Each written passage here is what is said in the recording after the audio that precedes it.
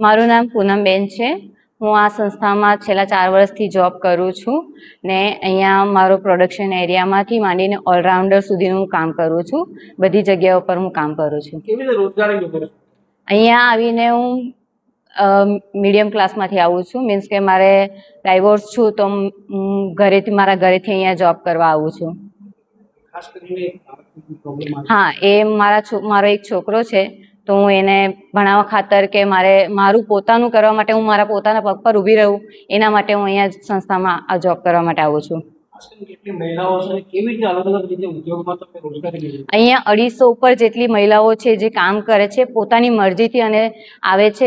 ઘણી બધી બહેનો દૂરથી પણ આવે છે, અહીંયા ધરમપુરમાંથી પણ આવે છે। એ બધી બહેનો અહીંયા કામ કરવામાં આવે છે ને એ શાંતિપૂર્વક કામ કરે છે ને એ લોકો એની મરજીથી કામ કરે છે। અહીંયા એમને ગમે છે તો એ અહીંયા કામ કરે છે। તો શું શું બનાવે છે? અહીંયા આપણી પ્રોડક્શન એરિયામાં આપણી છે ને ઘણી બધી ખાખરા છે, વેફર્સ છે, એ બધી પ્રોડક્શનોમાં રેડી થાય છે। જે અહીંયા હાઈટેકનિક બધા સાધનો અહીંયા છે જે અમે યુઝ કરીએ છીએ, મીન્સ કે વાપરીએ છીએ। જો તેમાં ફ્રાયર મશીન છે, ચકરી મશીન છે। જ્યાં પહેલાં બહેનોએ સ્ટાર્ટ કર્યું હતું ને ત્યારે બહેનો હેન્ડમેડ એ લોકો હાથેથી કરતા હતા। અત્યારે એટલા બધા હાઈટેક મશીનો આવી ગયા છે જેમાં અમે ચૂલા યુઝ નથી કરતા, મીન્સ અમે બીજા બધા ચકરી હાથેથી બનાવતા હતા એ બધું અમે અત્યારે હાથેથી નથી બનાવતા, મશીન પર જ થાય છે। ચૂલા અહીંયા થર્મિક ફ્લૂ આવે છે જેમાંથી અમે તેલનું ટેમ્પરેચર થાય છે, જેનાથી વરાળ બધી નીકળે છે ને એ પણ આપણે થર્મલ પ્લાન્ટમાં ઓબ્ઝર્વ કરે છે, જે કે આખા રૂમમાં નહીં ફેલાય એના માટે ગરમી ઓછી લાગે છે। જેના લીધે આપણું 6 મીટર સુધીનું થર્મલ પ્લાન્ટ છે ને 20 ફૂટ જેટલી હાઈટ છે, જેનાથી આપણે એમાં ગરમીનું થોડું ઓછું તાપમાન હોય છે। આજે રાજચંદ્ર મિશન અંતર્ગત મહિલા ઉપહાર કેન્દ્ર ધરમપુર આસુરા સ્થિત આ કેન્દ્રમાં મુલાકાત લેવામાં આવી અને જે રીતે મને મીડિયામાંથી જે માહિતી મળી કે અહીં કંઈક મહિલા કર્મચારીને અસંતોષ થયો છે અને એ બાબતમાં મને સ્થાનિક ધારાસભ્ય તરીકે મને પણ આજે જાણવાની જિજ્ઞાસા થઈ કે આ મારા મત વિસ્તારના બહેનો જે રોજગારી મેળવે છે અને એમાં એ લોકોને કંઈ મુશ્કેલી હોય તો આપણે પણ એમના પડખે રહીએ। અને મેં આજે જાતે વિઝિટ પણ કરી અને વિઝિટ દરમિયાન મેં બધાના રિવ્યૂ પણ લીધા। ખૂબ સંતોષકારક રીતે બધી બહેનો કામગીરી કરે, પોતપોતાની રીતે એ લોકોએ જે આજે મશીનરી અને આધુનિક આખી આ ઉપહાર કેન્દ્ર છે એમાં એ લોકોનું જે આખા જે તળવાના જે કઢાયા હોય કે જે આખી આધુનિક સિસ્ટમ છે એ બધી જ એ હાઈટેક સિસ્ટમથી આખી વસાવેલી છે।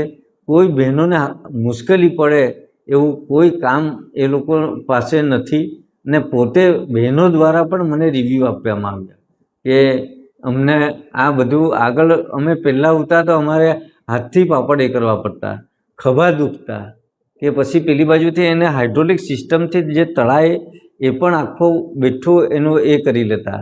અને આ બધું જે કંઈ બહેનો કામ કરે છે એ કામ કરીને પણ એક ખૂબ ખુશી મને દર્શાવી અને અમને કોઈ મુશ્કેલી નથી એમ કીધું।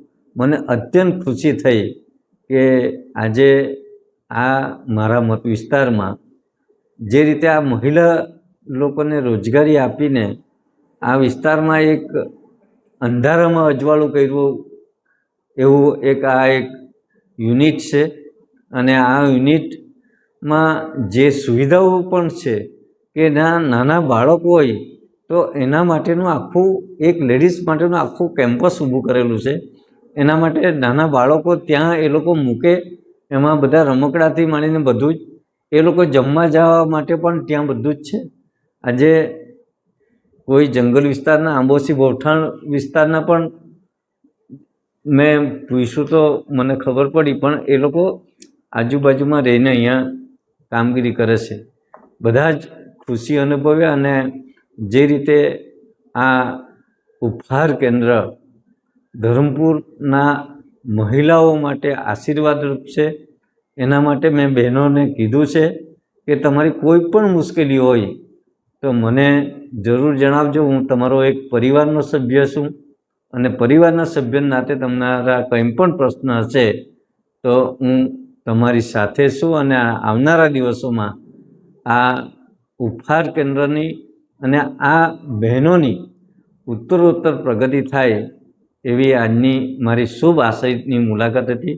અને આ પત્રકાર મિત્રો પણ આપે બધું જ જોયું છે અને આ જે ઉપહાર કેન્દ્ર છે એ ખરેખર આ ધરમપુરના મારા મત વિસ્તારના બહેનો માટે એક આશીર્વાદરૂપ કેન્દ્ર બની રહેલું છે અને એમાં આપણે સૌ સહયોગ કરીએ અને દરેકની ઉન્નતિ થાય એ દિશામાં આગળ વધીએ. આપ સૌનો ધન્યવાદ.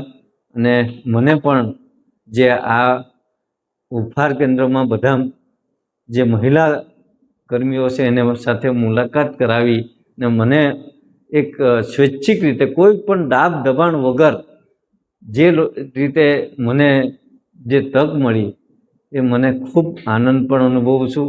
અને પૂજ્ય ગુરુદેવની જે અંદરની ઈચ્છા છે કે જે બહેનો આ વિસ્તારમાં આત્મનિર્ભર બને અને રાષ્ટ્રના વિકાસમાં પણ આગળ વધે એ લોકો માટે આરોગ્ય માટે અને બીજું એનો પીએફથી માંડીને બધી જ એને જે નીતિ નિયમ પ્રમાણે બધું આખું અહીંયા એમનું આખું સેટલમેન્ટ કરેલું છે.